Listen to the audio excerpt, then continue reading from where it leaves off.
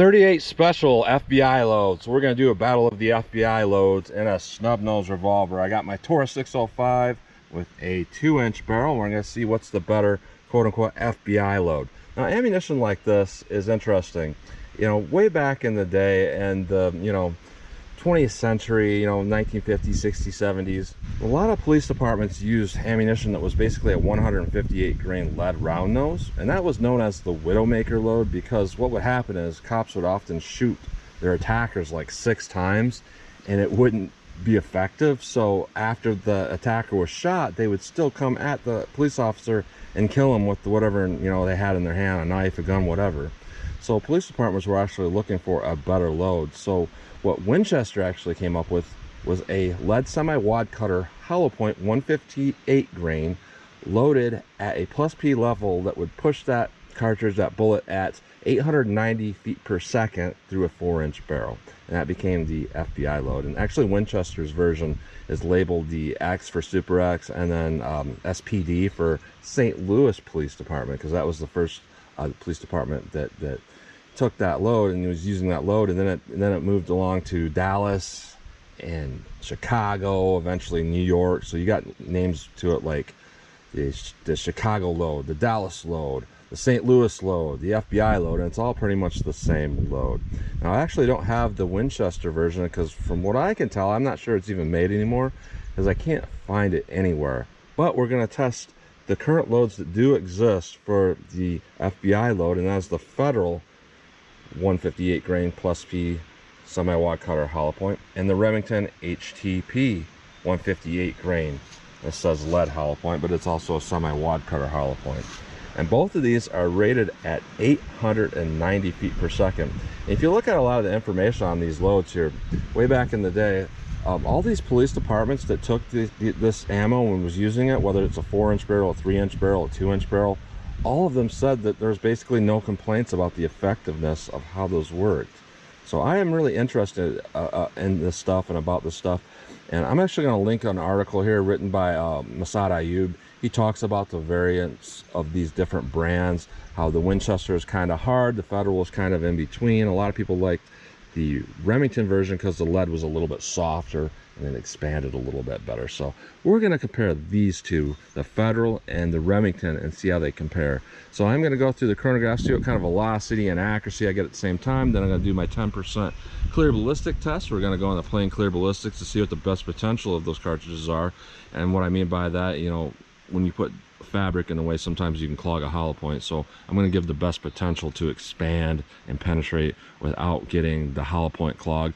Then after that, I'm going to do our real world simulation, 4 layers of denim in the first 3-inch piece that represents our pectoral muscle. After that, I'm going to have a 1/4-inch medium density fiberboard. It's going to represent our ribs or sternum, and into more clear ballistics. We'll see how they compare that way.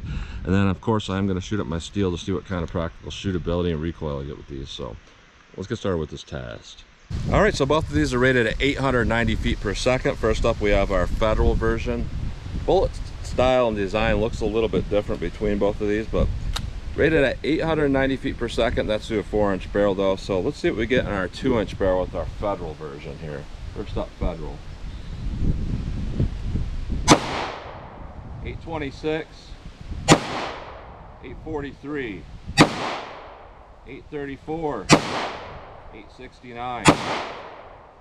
I'll read on that last one. Case ejection is pretty good. So we were in the 800s. Now our Remington version. Let's see what this does. 779, 802, 805, 816, 824. So pretty similar velocity, just a hair more with our Federal, but very similar. Shootability, recoil feel about the same to me with both of those. So let's hit our ballistics gel block and see how these compare in our terminal ballistic test. All right, into plain clear ballistics, our best potential for expansion and all of that. So we're going to do the Federal, and then we're going to do the Remington. So here's our Federal. Let me hit that one more time with our Federal here. A little bit higher. All right, now let me hit that with our Remington. Let's take a look.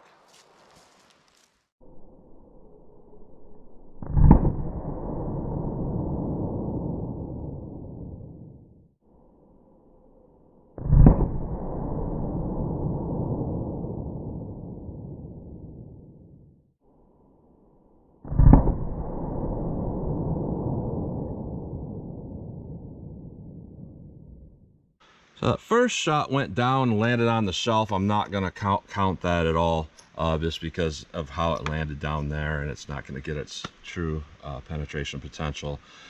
Now with our Federal, which is up on top here, we have just a little bit of nose deformation here, and we have a penetration of about 17.5 inches of penetration. Now when you look at our Remington there, it's really kind of hard to see, but there is a little bit more damage, a little bit wider path going on there where it's stretching a little bit. And we see a little bit more nose deformation. I might even call that full expansion. It's hard to tell, but it looks like full expansion. And instead of that 17.5 inches, actually closer to 18 with their Federal version. What we have is about 14.25 inches. So I would say, yeah, our Remington definitely looks like it is a little bit softer of a bullet, and it did penetrate less and expand more. That's interesting. Now let's put on our denim, put in our MDF, see how they compare more of our real world simulation. All right, more of our real world simulation where we have a rib simulation going on in there, and we have some fabric on the front. So first up, we have our Federal here. Let's see what this does. All right. Let's hit that with our Remington now. Let's go take a look.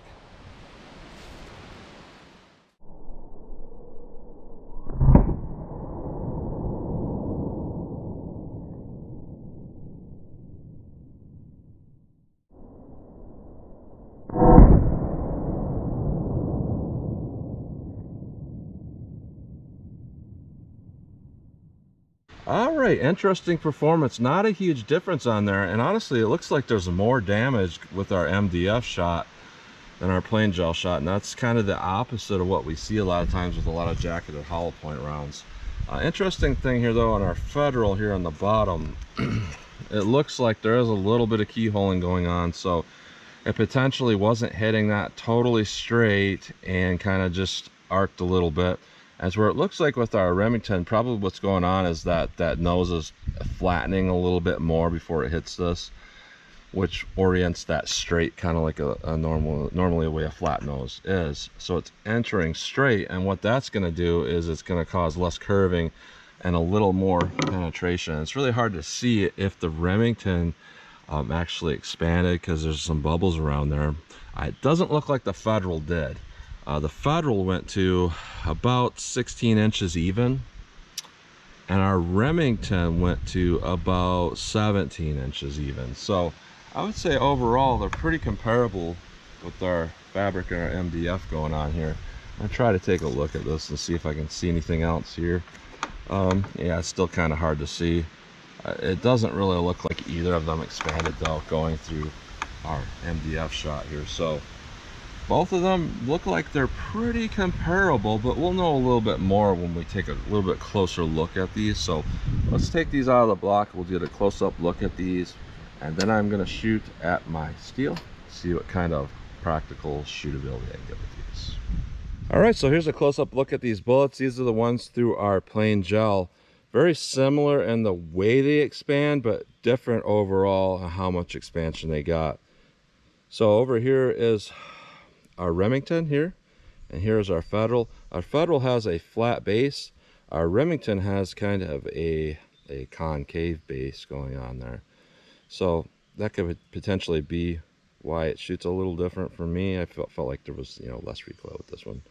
So big difference there though in the amount of expansion. Our Remington is just a lot bigger expansion over here. Much bigger. Now when we go through our medium density fiber board here, our Federal is over here, and it didn't expand much. You know, it looks like 40 caliber, so not a whole lot of expansion. Same thing with our Remington, except we have more. We have more expansion. So through our medium density fiber board, our Federal's right here, and our Remington is here. Just a little bit more expansion there with our Remington. So more expansion is going to cause a little more damage, and that's kind of what I saw going on. There's a little more damage with that Remington. So that's a close-up look at those bullets. All right, 12 yards from the target, I'm going to get a sight picture with these. I'm going to pop off some rounds, see if there's any difference in practical shootability for me. Here is our Federal version here.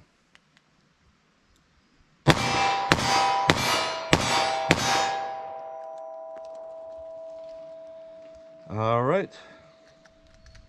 Impacting all to the left, that could just be me. Let's see with our Remington now. All right.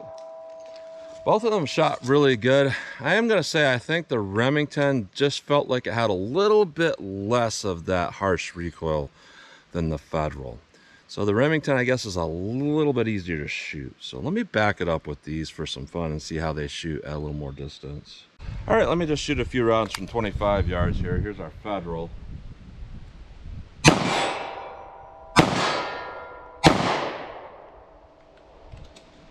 have no idea where that third round went. It's pretty odd for me to miss at 25 yards, so I don't know what happened there.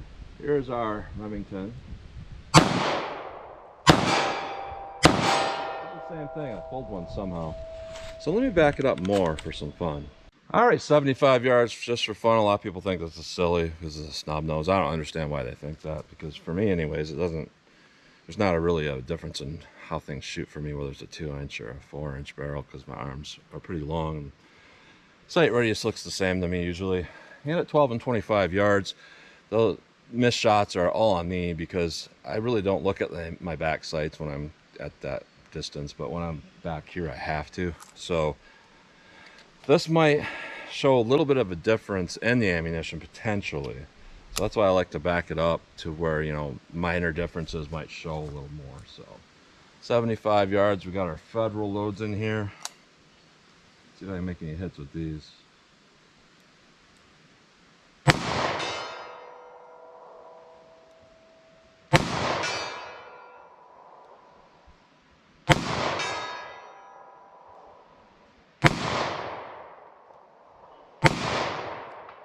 Alright, so I may be pushing them a little bit high. I'm not really sure. It's really hard to tell. Honestly, it looks like the impacts might be a little left, like I was seeing at 12 yards. So here's our Remington version.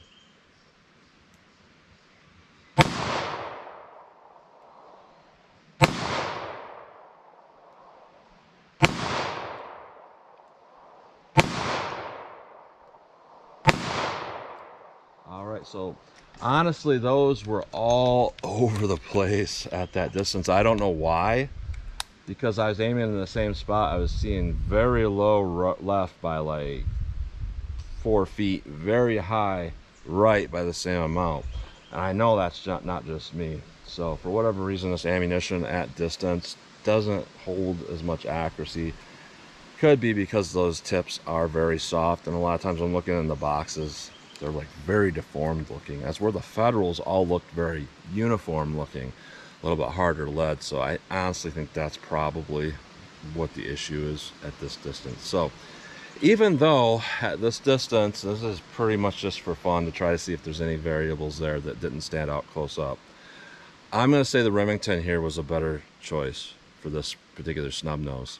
You know, when we go into our plain gel, our Remington had really good expansion. Our Federal had next to none. And we go through our denim and our MDF, both of those look pretty similar, but it did look like the Remington probably had just a little more expansion. So, you know, every one of these shots had ideal penetration. There's no doubt about that. We didn't get under penetration or over penetration. So when you look at it from that aspect, and one expanded better, I'm going to say that's the better choice. And the powders feel a lot different. When I was shooting at 12 yards, the recoil impulse of the Federal, it felt more like just like a heavy powder. Like, I can't explain it. A lot of times you shoot a Magnum revolver, sometimes you get this really heavy impulse based on the way the powder burns. As where the Remington, it felt more like regular pistol powder that's like in a 9mm or whatever. That's just, I'm probably wrong about those powders, but that's just kind of what it felt like to me when I was shooting them. Like you could pop off those Remington rounds a lot easier. So honestly, I think though you couldn't go wrong with either of these. So for me to say that, like, okay, the Remington's better, so this Federal's garbage, no, I'm not saying that. I'm just saying that both of them look like they did pretty well. It's just that the Remington had a little bit more expansion, and the Federal had a little bit more uniformity to not just the bullets, but also the velocity averages, I believe.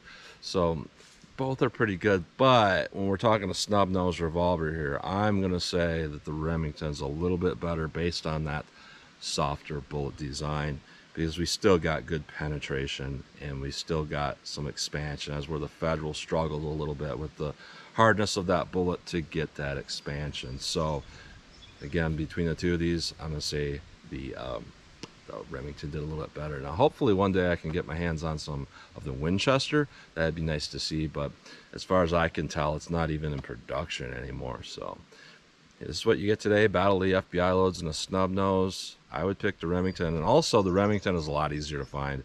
I've walked into local stores and found the Remington. I've never seen that Federal anywhere. I had to order it. There's only a handful of websites that offer it. So that's what you get today. Remington a little bit better in my opinion. So as always, comment, share, and like, and thanks for watching.